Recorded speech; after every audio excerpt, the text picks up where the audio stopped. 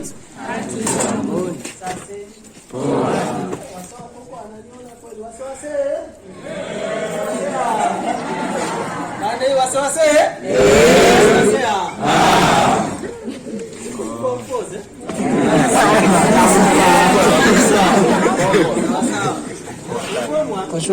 Haione sana mpaka waka break voice. Okay, mimi naitwa Daniel Chalo. Sijarabukiwa nyingine nimetoka job, no? Si ndio? Ana mashida. Wasee wa maombi sana. Mimi mzae, nimeoa, nina wife, niko na watoto 3. My first born ako form 2, anaenda form 3. Ile form 2 nimesoma miaka 2. Sawa, so anaenda form 3 next month. Na ninapenda Yesu, nimeokoka. I gave my life to Christ when I was in class 7. Wanasifiwe? And I've been through high school kama hii. Hizo ni day school. Hata mimi nilikuwa msewa day. Nilikuwa na day school kama hii. Na Mungu amekuwa pamoja nami. High school mimi nilikuwa si patron, si chama, si patron, si chama. So, huko mnaona si na mbona hamjaimba? Sijasikia hata mkiimba. Mungu wetu ni wa ajabu. Mungu wetu ni wa ajabu. Mungu wetu ni wa ajabu. Mungu wetu ni wa ajabu. Mungu wetu ni wa ajabu. Mungu wetu ni wa ajabu. Mungu wetu ni wa ajabu. Mungu wetu ni wa ajabu. Mimi ninawashinda sauti, sijui ni kwa nini hamuimbi kama Mungu wetu ni wa ajabu. Mungu wetu ni wa ajabu. Mungu wetu ni wa ajabu. Kanitoa wapi, kaniweka wapi? Kanitoa chini, kaniweka kati, kanitoa kati, kaniweka juu. Mungu wetu ni wa ajabu. Oh, wapi kakuweka wapi? Kanitoa chini, kaniweka to the other. Na ningependa kukushana na nini mambo mawili. Kitu cha kwanza, tumekuwa na hii challenge ya vijana wengi wakati wa corona. Na hiyo shida iko kule kwetu, lakini huko hakuna hiyo shida. Ndio, huko ni kuzuri hakuna shida. Sasa tufungue Biblia zetu, your Bible open in the book of Proverbs chapter 13 verse 20. Amkwangi na Bible. Na venye Pastor Samuel amewapea Bible tu. Proverbs 13:20 mtu alisomea. So nitafundisha memory verse 2. Hiyo ni ya kwanza na ya pili. So ukue makini. Ukue nini? Makini. Sikiliza vizuri. Uangalie huko mbele, uniangalie. I am not short, I'm just down to earth. So usikuwe na wasiwasi. Uangalie vizuri huko mbele. Unaweza fanya vitu hapa hivi na niko down to earth utakosa kuona. So ukue macho na umakini. So for us, my sister, what's your name? Yeah? Yes. Proverbs 13:20. Nasema nini? Whoever walks with the wise will become wise. Whoever walks with the fools will become suffer harm. Yeah? Will become? Suffer harm. Will become iko hapo. Ama ni kisungu ya huku maraba ndio kwa nini? Whoever walks with the wise will become wise. Whoever walks with the fools will suffer harm. Whoever walks with the wise will become what? Wise. But whoever walks with the fool will do what? Now, nataka kusomewa kwa Kiswahili. Hapo kwa Kiswahili ndio inanitianga furaha sana. Because afadhali mtu akuite stupid kuliko akuite fool. Ukipewa hizo mbili wote utachagua gani? Eh? Gani na sound baya kuliko ingine? Eh? Foolish ndio mzuri kuliko stupid. Eh? Stupid ndio afadhali kuliko fool. Maana mtu akikuita fuli na maisha wewe umefika mwisho. Hebu soma pasta. Enenda pamoja na wenye hekima, nawe utakuwa na hekima, bali rafiki wa wapumbavu ataumia. Na sikiliza hiyo Swahili vizuri. Enenda na wenye hekima, nawe utapata nini? Kuna watu wenye hekima huku kwenu? Wapi? Nipe mfano. Kwa mfano. Aha. Nipe mfano. Na kama unajitambua, unajijua, wewe ni mwenye hekima. Biblia inasema kwamba na hili andiko liliandikwa na Suleimani, one of the wisest people who ever existed. Ama nini mnaamini ile mambo ya history? Hiyo si inakuwa ni ya mtihani. Ile evolution. Sio inakuwa ni ya mtihani. Mnaamini hiyo mambo? Hiyo inakuwa ni ya mtihani. Usianguke mtihani ukijua answer. Sawa Wewe ukiulizwa sehemu ulitoka Homo sapiens nini kwa answer shit. Lakini ukitoka hapo unajua Mungu alikuumba. The wisest man who ever existed, he actually was blessed with wisdom by God himself. Said, tembea na wenye hekima, nawe utapata nini?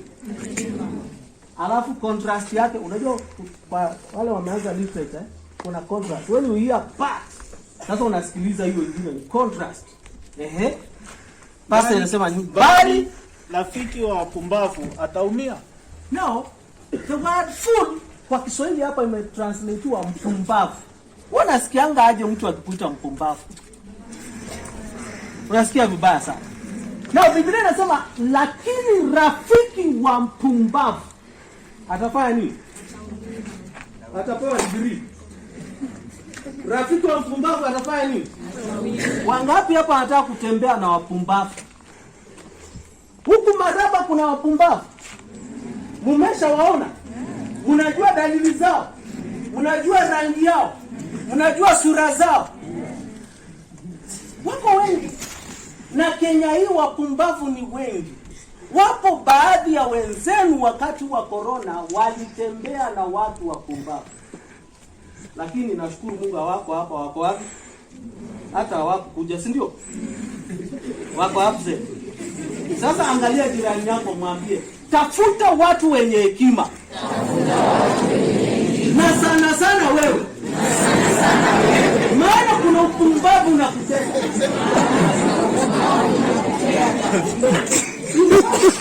Biblia inasema kwamba upumbavu umezunguka moyo wa mtoto. Ama nini si watoto? Ni pia ni watoto wa mama yenu. Ninyi ni watoto wa mama yenu. Kuna upumbavu fulani unapendaga kushika watu wa rika yenu. Hata sisi ulijaribu kutushika. Lakini ashukuriwe Mungu kwa sababu alitusaidia. Hatukukubali kutembea na wapumbavu. Wapumbavu wakitoka hapa, ukitoka hapa ndio wawakuta. Wanakungoja hapa nje. In fact mnafungi wangu hapa ndio muepushwane na wapumbavu, mfundishwe, mtembee na watu wenye hekima. Pigieni walimu wenu makofi.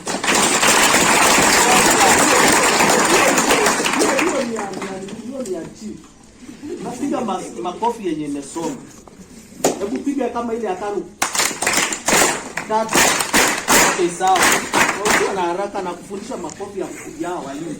Walimu ni baadhi ya watu wenye. Ukitembea na mwalimu wa physics, ukitembea na mwalimu wa chemistry, lakini zaidi ya walimu wote yupo mwalimu ambaye anaitwa nani? Yesu. Ukitembea na Yesu utapata Ukristo. Utapata nini? Ukristo. Watu wa kwanza waliotembea na Yesu waliitwa Wakristo kwa sababu walitembea na Kristo wakafanana na Kristo.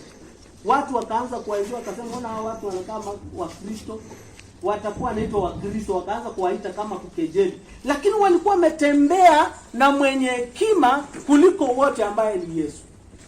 Walimu nasema wapigiwe makofi hivi. So wasichana wote sema thank you. Boys wote waseme very much. Very much. Good.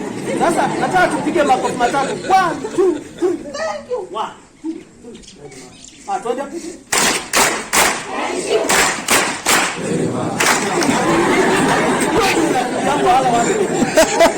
So, ukitembea na watu wapumbavu, Biblia Biblia inasema kwamba utaumia. Utafanya nini?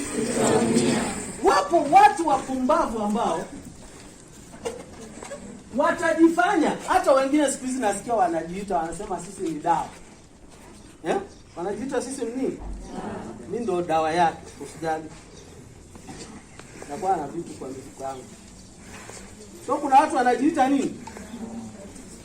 Dawa. Wale wako na phobia ya sindano, tayari wameanza kukunja uso. Sio na wasiwasi. Lakini kuna watu wanasema sisi ni dawa. Lakini maisha yako wewe msichana na mvulana uliko hapa, nataka kukuhakikishia maisha yako ni kama hii baluni. Kama nini? Hii baluni. Usichezee maisha yako.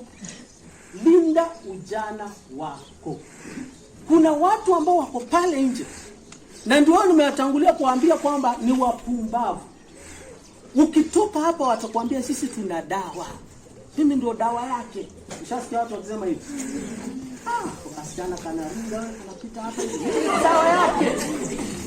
Wako majamaa hapa nje ambao wanasema wao ndio dawa yake. Na ukijiruhusu kutembea na wao, hivi ndivyo kutaendelea. Utajikuta umetembea na wapumbavu, umefanya nini? Umepata hasara, hasara juu ya hasara. Bwana asifiwe sana. Ambia jirani yako, tembea na wenye hekima. Yupo mmoja mwenye hekima ambaye nimewaambia kwamba ni Yesu, na ndiye nataka kuwatambulisha kwake kwa dakika hizi chache, alafu niketi chini. Yesu ndiye dawa ya maisha ya kijana au msichana aliye. Lakini haya yote yako mikononi mwako. It is in your hands. You either choose Christ and live, or live without Christ and perish. The Bible says that before you were formed in your mother's womb. Hello? Maana hukutoka kwa nyani, you did not come from man. Kama walikudanganya, walikunua au walikudanganya. Hapa sasa najua umesoma biology, si ndio? Kuna kitu kilitendeka. Now the Bible says before that, before you are even formed in your mother's womb, God knew you. Yupo Mungu aliyekujua. David said, even before I was knit in my mother's womb, you knit me in my mother's womb. Yani Mungu alikuweka, and you are so perfect. You know, you are so perfect, and you are so beautiful. I know, I was trying to fikiri mtafanya hivi. Kwa beautiful na mseni, na wengine mkiamua kwa beautiful mnaanza kublush na kuchora mama. God created you perfectly and beautiful, but He created you for a purpose. Jeremiah 29 verse 11 inasema kwamba, for I know the plans I have for you. They are plans to prosper you and to give you hope and a future. Tuko hapa tusome ndio tuwe na future mzuri. Lakini hiyo future mnatafuta ipo tayari mikononi mwa nani? Mwa Mungu. Na yuko tayari tukupatie hiyo future. The Bible says it's a future and hope that goes beyond death, that goes beyond this life. Unapokuwa unang'ang'ana hapo unasema nasoma niwe na future. Lakini safari inaweza anza ukajikuta uko form 3 na umetutangulia umeenda huko. Uliza jirani yako utaenda vipi? You need to have a friendship with Him who created you. Hizi balloon, okay, hizi mimi nimekuuliza hii imecreatiwa na Reverend Jim, they are made. But I own this balloon. So God who owns you, He knows your needs. He knows you. And one of your needs is that you need to overcome sin. If you allow God into your lives, God knows all your needs. And the Bible says he will supply your needs according to his riches in glory. Kuna watu wanasoma hapa na labda mmetoka from needy family. Let me challenge you. It is possible to study and finish great. Hata kama umetoka familia maskini. If you don't believe that, look at me. I am a graduate. But in 1991, that is when I did my KCPE. I was supposed to sit for my KCPE in 1990. But I repeated the class in 1989 when I went to class 8. When I moved from 7 to 8, I was number 1 in my class. Actually, from standard 4 to standard 8, I never became number 2, except in class 6, term 1, and term 2, I didn't do the exam. Term 1, I fractured my hand. The fracture was so bad, I sat for the first term, nikiwa nimebeba mkono hivi na nikaandika na left. A week before, nililetwa shule kufanya mtihani. And I was number 16. I never schooled the whole of first term. And second time, I never came to school. And I came for third term kufanya mtihani 27. And I was number 3. Hizo siku zingine zote nilikuwa hosi. In class 8, when I went to class 8, nikiwa number 3, I was forced to repeat class 8 kwa sababu wazazi wangu, for 8 years, they could not afford 100 shillings to pay for my KCPE exam. So nikarepeat. Na term ya kwanza class 8, number 1. Term 2, number 1. Term 3, number 1. Lakini sifanyi KCPE. Usikuwa na shilingi 100 ngapi? 100. But I never gave up. I was born again and I started trusting the Lord. I worked for my KCPE. Nikafanya kibarua, nikajiandaa na 100. Nikajua come 1991 I will pay for my KCPE. Hakuna mtu atanizuia. Na siku kuanga number 1 ile ya number 1 atiko karibu na number 2 nilikuwa na mwachanga na marks 121 huko. In 1991 I sat for my KCPE and I got 512 marks out of 700. Wakati huo ilikuwa miujiza. And number 2 alikuwa ananifuata huko na marks ile huko na 20 niende na 10. God took care of all my high school because I loved him and I trusted him. Yeye ndiye dawa. Yeye ndiye nini? Hana kujua vizuri. Kuna mali anaweza kuingia ndani ya maisha yako, akaeka dawa na akatoka na ukabaki. Lakini watu wengine ukiwaruhusu kwa maisha yako, this is what will happen. They will destroy your life. But the one who created you, he knows you. He knows how he can enter into your life, supply your needs, and come out of your life and live your life. Bwana Yesu asifiwe sana. Amen. Lakini mtu anakununulia tu ngumu, anakuambia ati anakusaidia dada. Wacha nikuambie. Wanaume kule kwetu tunasemaga ni hatari. Asikubembeleze na tungumu. Huyo ni mpumbavu. Ataharibu maisha yako. Tuko pamoja? Dada, tuko pamoja? Usiruhusu watu katika maisha yako ovyo ovyo. They will destroy your life. But the one who created you, he knows you. And if you will allow him, he's able to get into your life, supply your needs, and come out. And you still be there. Any other person will kill your life. Now, I want to finish.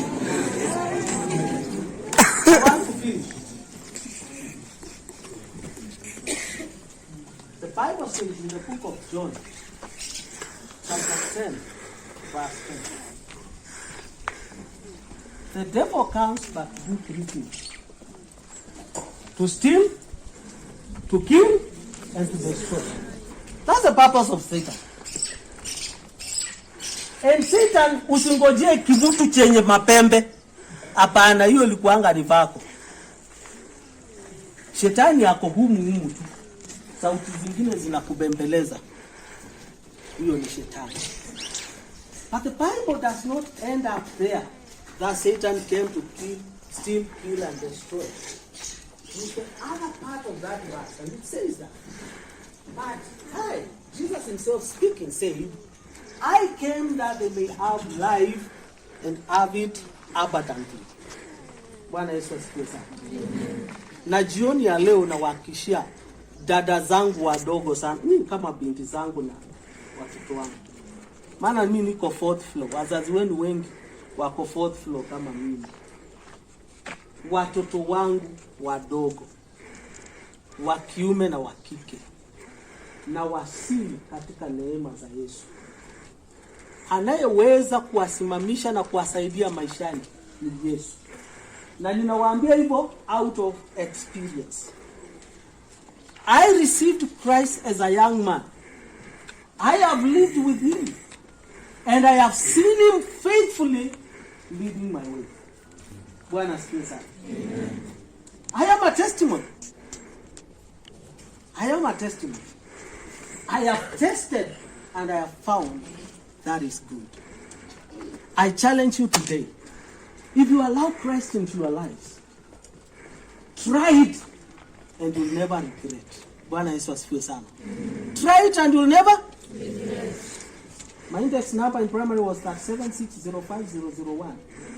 In high school was 376,101. In the school that I schooled, we never saw a laboratory. Tuliona kwa shule jirani mahali tulienda kufanyia mtihani, ambayo ilikuwa imechangiwa na Kamodho when he was the Minister for Education, akajenga lab shule jirani. We ended Form 1. I was called to a national school. I couldn't afford it, so I ended up, nilipelekwa na shosh. Ile shule ilikuwa hapo karibu, ilikuwa tu imeanza. Zilikuwa zinaitwa za Harambee na barua ya chief. And for 1.5 years I never paid anything. Barua ya chief ndio ilikuwa inanisimamia. Na bili ya shule inaongezeka. In Form 2, I went for an overnight prayer at another church. And an elder of that church spotted me and paid for my school fees from Form 1 to Form 2. Bwana Yesu asifiwe sana. Never stopped there.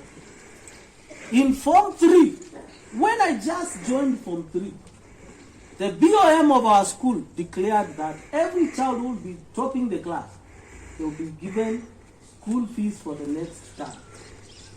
So what happened? Your guess is as good as mine. I just topped the class and my school fees was paid.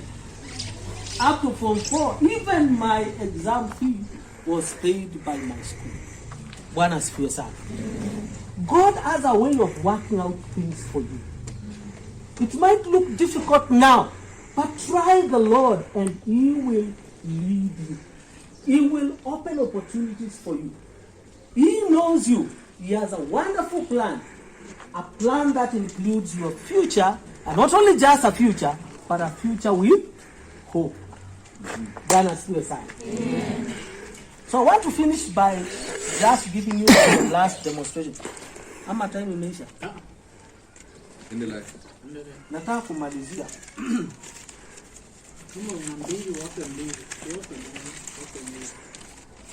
Niko na magazeti. Haya magazeti ni ya kawaida. When you accept the Lord, the first thing that you need, when you allow Christ into your life, Angalia vizuri eh? One of the things that will help you is prayer. Sema prayer. Prayer. Now, once you give your life to Christ. So, hii gazeti nimeshika inawakilisha nini? Prayer. Sema prayer. Prayer. Inawakilisha prayer. So, in your life, you need to pray. You need to do what? To pray. When you accept Christ as your Lord, you need to be a person of prayer. And that's why Baptist has brought a church just next to me here. I have testimonies of kids who have been in my hands. I've been a children minister and a pastor for children for over 23 years in my church. I have boys and girls just like you who have been in my hands. And I have seen what prayer can do.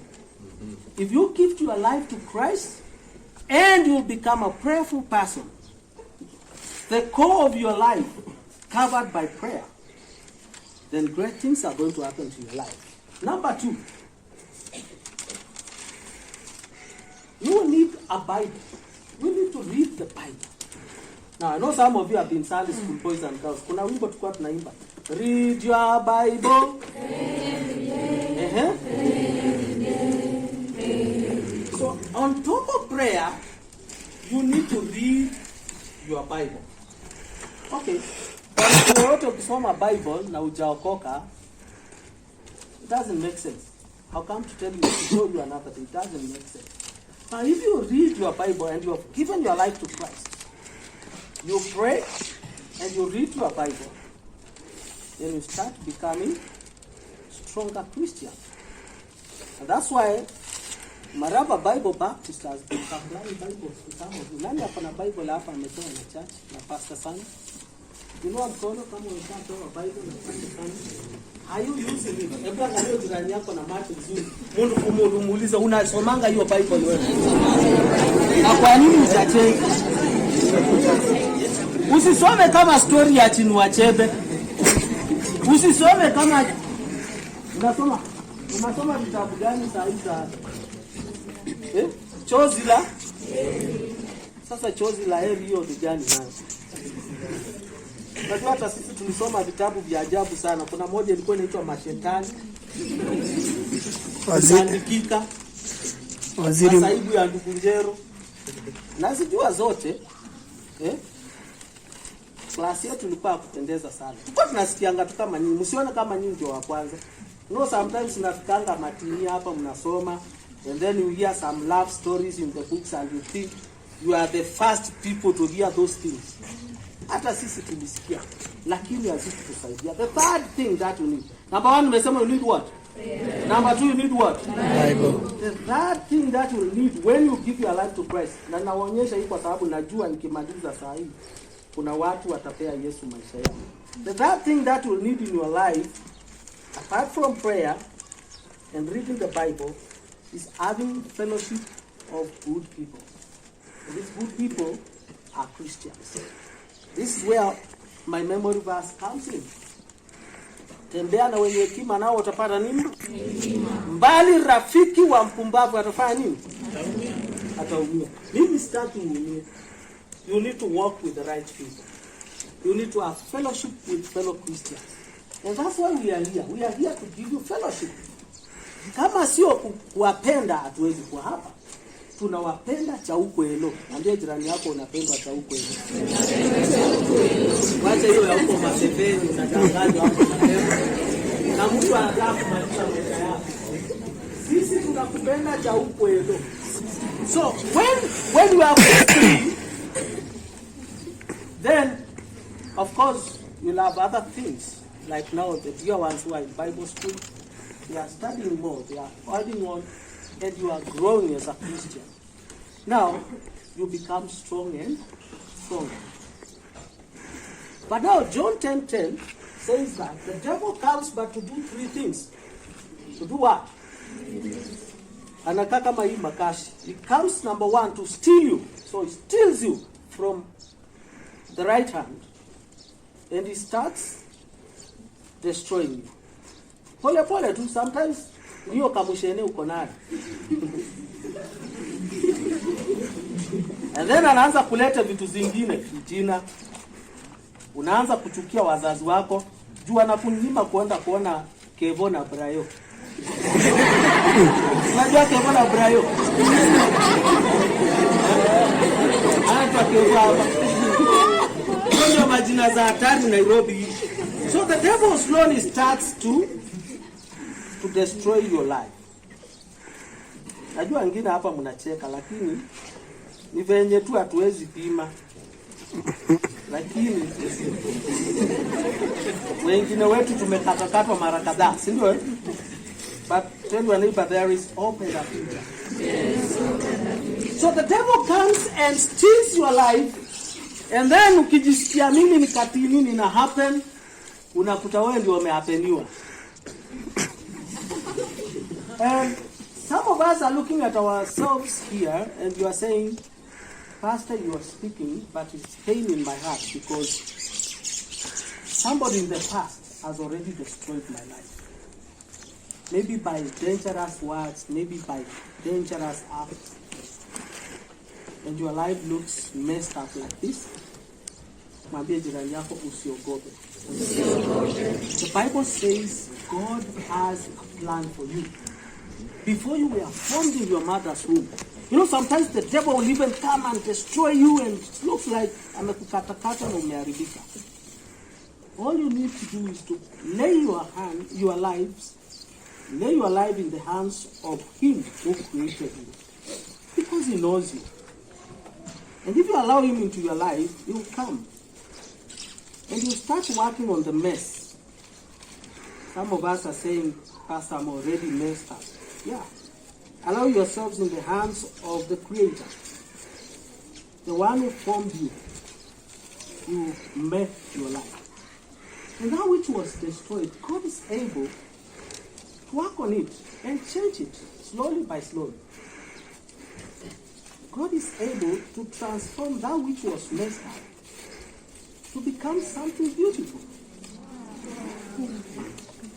The Bible says you will be like a tree if you allow Him into your life. That which was messed up can become a flower, can become a tree.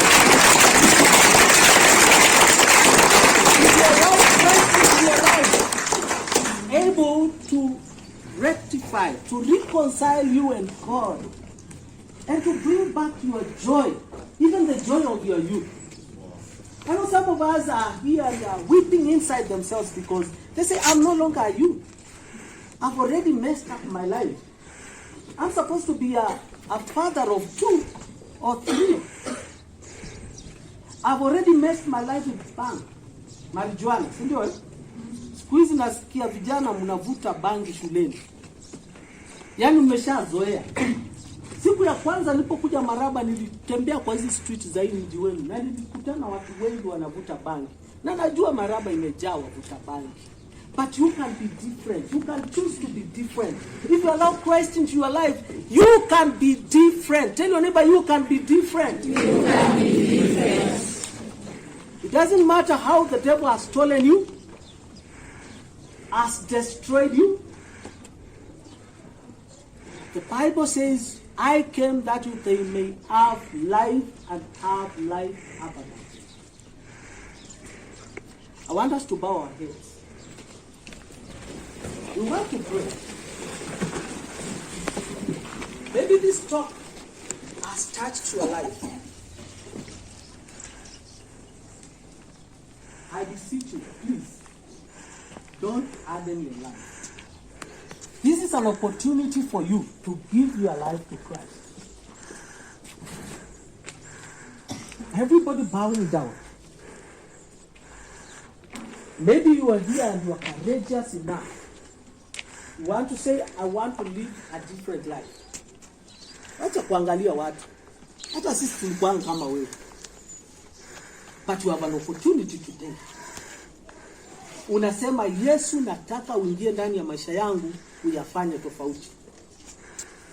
Every head bowed down. Just lift your hand. He knows you. Mungu anakujua. Unasema, nataka maisha yangu kuanzia leo yawe tofauti. Inua mkono wako kwa. Sio kwangu, kwa Yesu. Inua tu kwa. Usiangalie wengine. Wewe mwenyewe jiangalie. Maisha ni yako, uzima ni wako. Kama unataka Yesu abadilishe maisha yako, inua tu kabisa.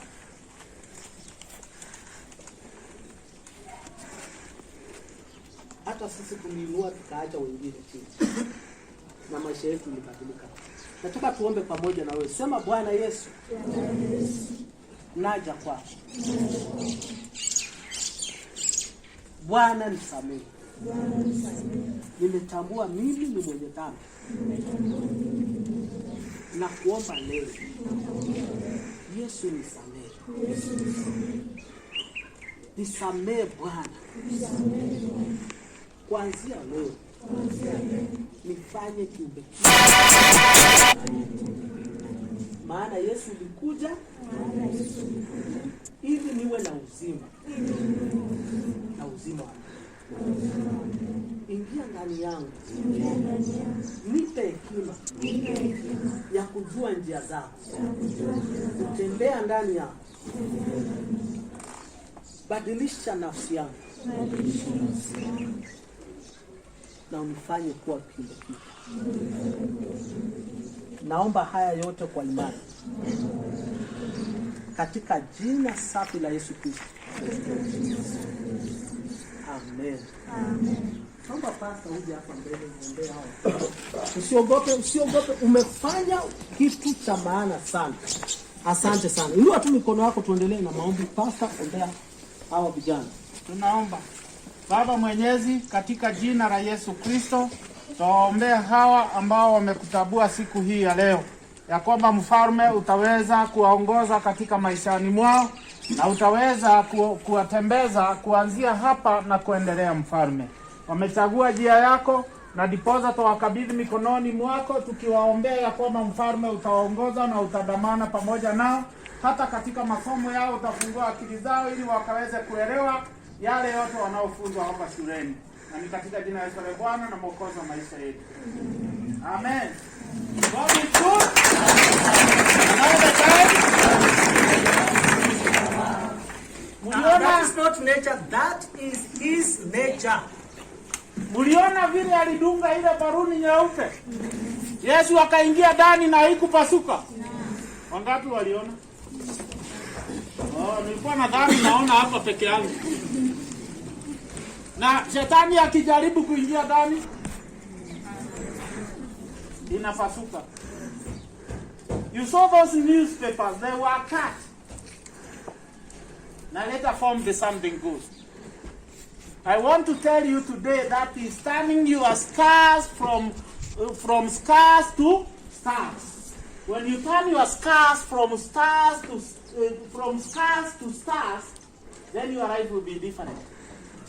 Utakuwa na maisha mengine ambao yatakuwa tofauti.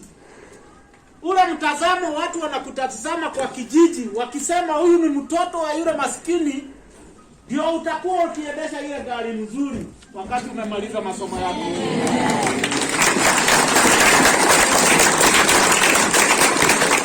Ndio utakuwa daktari ambaye atakuwa na tibu. Niliwaambia wakati nilikuwa mgonjwa, how much did I spend? You know, I paid 2 doctors. Daktari wangapi? Wawili. Kila mtu 60,000 to operate on me. 120,000 within 1 hour and a half. Na wewe unafanya nini utaki kuwa daktari? Hebu simama. Unataka kuwa nini ukimaliza shule? What do you want to be? Ngoja nyamaza. Unataka kuwa nini? Mwanajeshi. Huyo anataka kutulinda. Kwa hivyo wakati ambao tutakuwa tumelala tumelindwa. What do you want to be when you finish your school? A doctor. So you want to be taking my 60,000. Good. Now, your life will never be the same again. After trusting Jesus Christ as your personal Savior, your life has changed.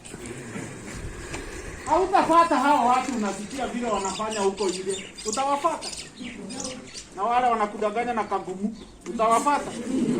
Wanakutaimu ati wakati uko jaa. Ndio wanakuja wanakuambia nikununulie kagumu. Wachana na hiyo. Kama uko na jaa, kuja kwa mwalimu, mwambie mwalimu niko na jaa. Na sitaki kudanganywa na wale kijana, nipatie shilingi 10 ninunue madazi mbili hapa. Mwalimu anaenda kwa mwalimu atakupea madazi. Atakupea. Lakini nyinyi mnaogopa, mnaona mwalimu is different. Ukitazama mwalimu unaona mwalimu ni tofauti na mimi, hata nikimwendea labda hata nisaidia. Hata kufanya nini?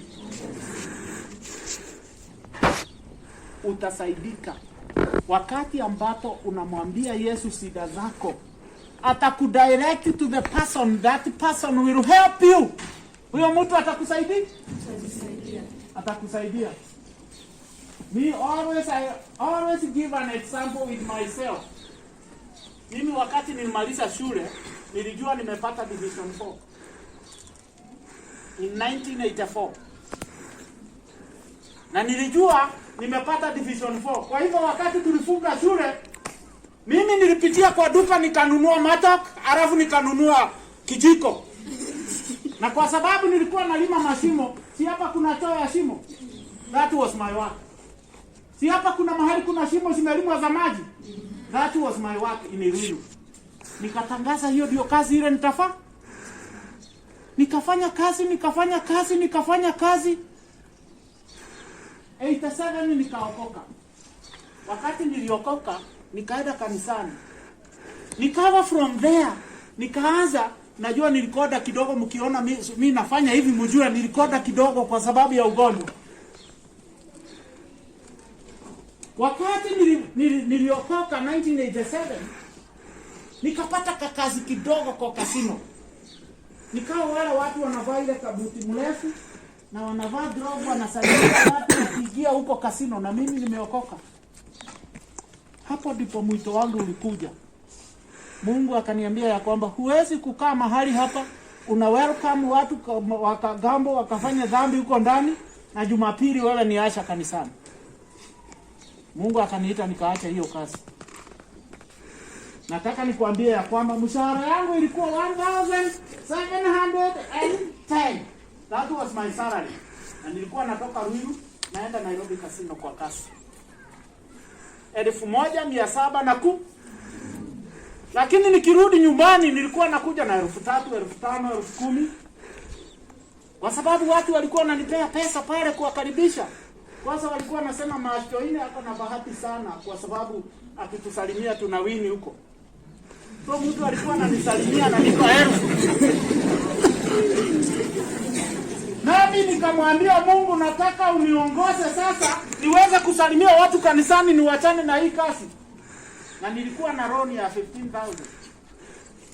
Nikaambia missionary wangu ambaye tulikuwa tunafanya kazi na yeye, mimi nimechoka kule, nipe kazi, hata kama utanipa kazi ya kufagia huko kwako ama kukata fence, na unipe hata pesa kidogo nitaridhika. Akaniambia utakubali? Nitakupa 4,500 kwa mwezi.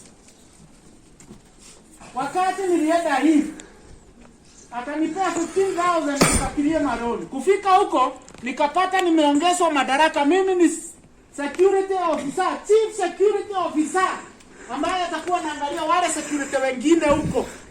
Na nimenunuliwa suti 8 za kuvaa. Monday unafaa suti hii, Tuesday unafaa hii. Nikawacha hiyo yote kwa sababu ya Yesu. Amen.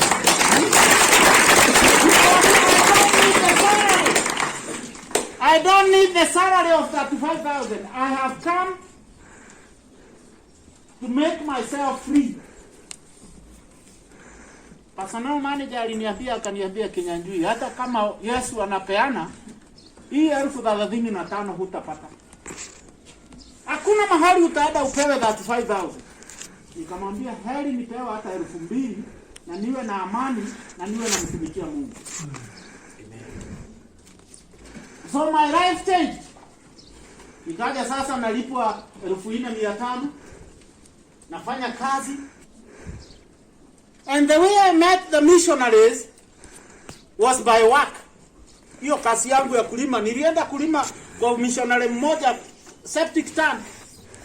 Na ile septic ilikuwa 7 feet deep na nililipa kwa siku moja. Yeye alinitazama akaniuliza, na futi moja ni shilingi 3,000 na nimelima futi 7, hiyo ni 21,000. Within 6 hours nimemaliza hiyo kazi. Kwa hivyo masomo yangu haiko komea pale, kwa sababu nilirudi nyumbani na matoki na kijiko. Nilisema nitaendelea na masomo. Wakati Mungu aliniita nikaingia Bible College na tukasoma na ndugu yangu kule Bible College na tukamaliza. Now I have a Bachelor of Arts degree. Hata igawa nilipata division 4 in form 4, I made it. So you can make it. Tell your neighbor you can make it. You can make it. Tell your neighbor you can make it. You can make it. Wengine unaniangalia tu hivi. Tell your neighbor you can make it. You can make it. Now listen very carefully. Nimewaambia vizuri sana. Kuna wale vijana hata mmeelezwa wao wakagumuna wengine. Najua even hata hapa kuwezi kosa smoker moja. Najua mtu akivuta sigara hata ukijaribu kuficha namna gani haivitiki. Hata ukikula tumatawi pale nje, mwalimu atajua umevuta kwa sababu ile tumatawi ukikula bado harufu ya sigara bado iko pale, haiwezi toka. Harufu ya bangi hata ufanye nini haitoki. Ukunywe dawa hata ufanye nini, mwalimu atajua tu umekunywa. Hata ufanye nini. Because kuna wale wanakunywa wanakuwa so talkative, kuna wale wanakunywa wananyamaza. Anakuwa ananyamaza na kuangalia tu. Kuna wale akikunywa tu anakuwa so talkative. Avoid those. Know your purpose. Turn your scars into stars. And when you do that in your life, utakuwa na furaha na maisha yako yatakuwa I want to call Jim Eberhard to pray for us, then we finish.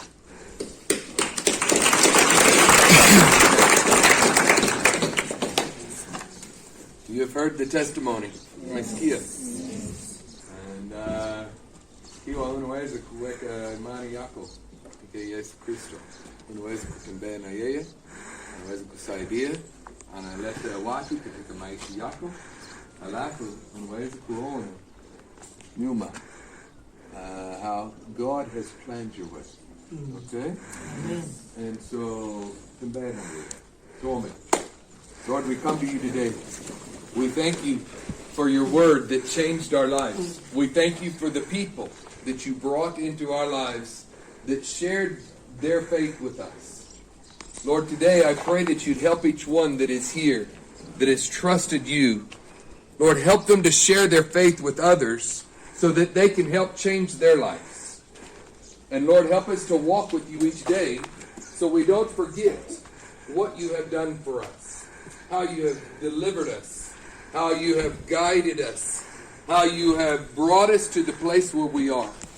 We pray that you would bless each of these students with the faith to walk with you, to be obedient, to do their work, to trust in you, to walk with you, to read your word, to continue to call on you every day. Lord, we pray that you bless them as they do that and show them how you can grow their lives. And Lord, strengthen them in your word and make them strong as they walk with you. Lord, we ask these things in Jesus' name. Amen. Amen.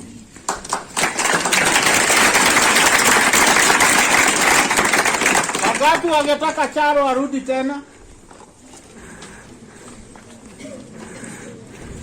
Wote wanataka Charo arudi tena. Unajua yeye anatoka Ukambani.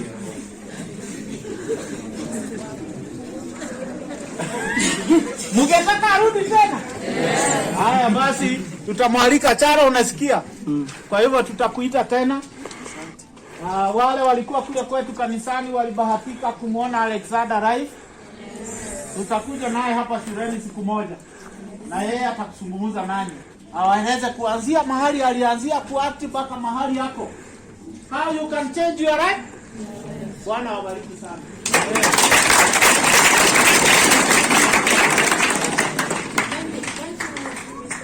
For educating my girls and boys. You have made our work easier because I believe they listen and they are usually very obedient. They usually act on the word. So thank you for coming. We want to appreciate our visitors. Let us prepare ourselves to appreciate them in a nice way. At least with 5 factorials. Let us start.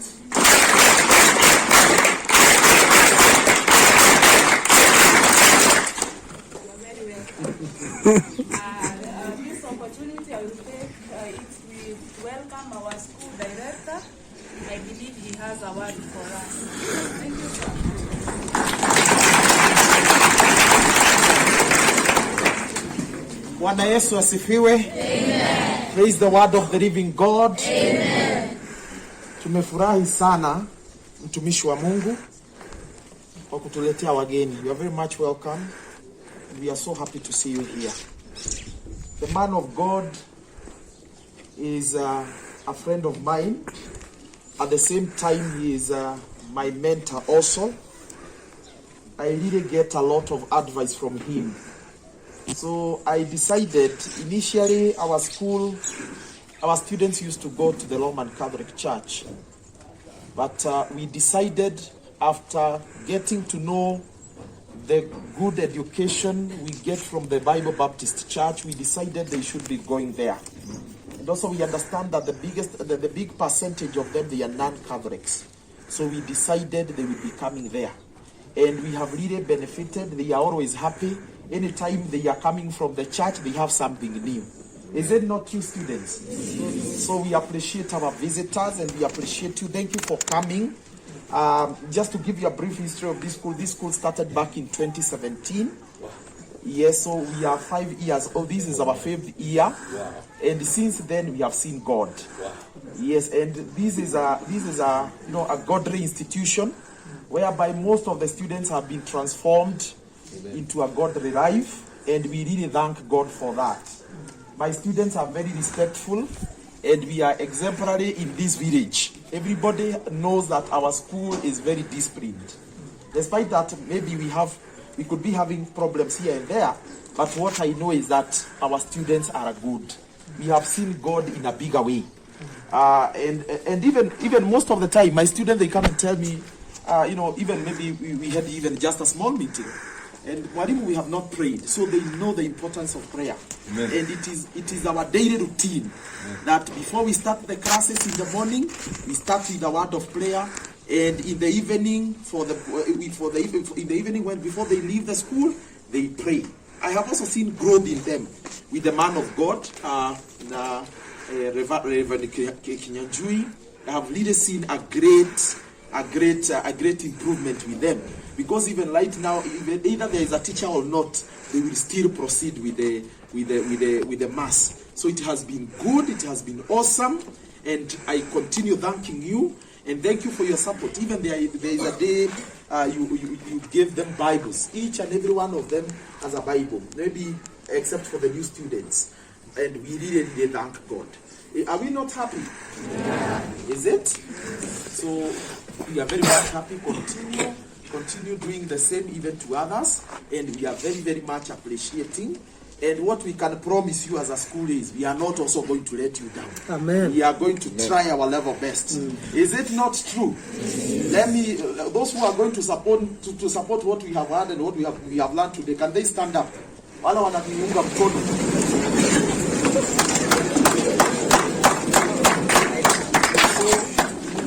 We appreciate them, is it true? Yes. So tunawapenda sana, si ni kweli?